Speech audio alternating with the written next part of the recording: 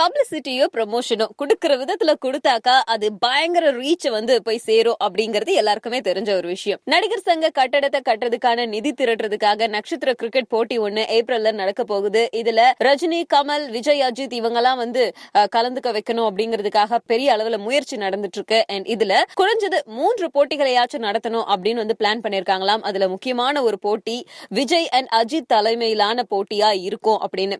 சினிமாவிலே இவங்க 2 பேருக்கும் உள்ள போட்டியை ரசிகர்கள் பயங்கரமா வலைத்தளங்கள்ல சீரியஸா எடுத்துட்டு போட்டி போட்டுட்டு வராங்க. சோ உண்மையிலேயே அது ஒரு கிரிக்கெட்ல உள்ள ஒரு போட்டியா இருந்தாக்கா எந்த அளவுக்கு எதிர்பார்ப்பு இருக்கும் அப்படின்னு யோசிச்சிருப்பாங்க போல. அதனால விஜய் தலைமையில ஒரு அணியினரும் அஜித் தலைமையில ஒரு அணியினரையும் மோத விட போறதாக தகவல்கள் வெளியாயிருக்கு. இப்படி ஒரு போட்டியை நடத்தினா நடிகர் சங்கத்தை கட்டுறதுக்கு தேவையான நிதி கிடைச்சிடும் அப்படிங்கிறதுக்காக தான் இப்படி ஒரு பிளான்.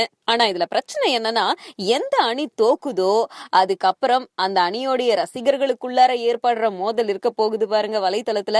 இப்ப நினைச்சாலும் பயங்கரமா இருக்கு. ஃபர்ஸ்ட் 2 படம் மயக்கம் என்ன 3 அது 2த்துலயும் ஒரு ஃப்ரெண்டா பண்ணேன். அதுவும் தனுஷ் ஃப்ரெண்டா. அதுக்கு அப்பயே டிசைட் பண்ணிட்டேன், இனிமேல் தனுஷ் ஃப்ரெண்டா இன்னும் ஒரு கொஞ்ச நாளுக்கு பண்ணக்கூடாது.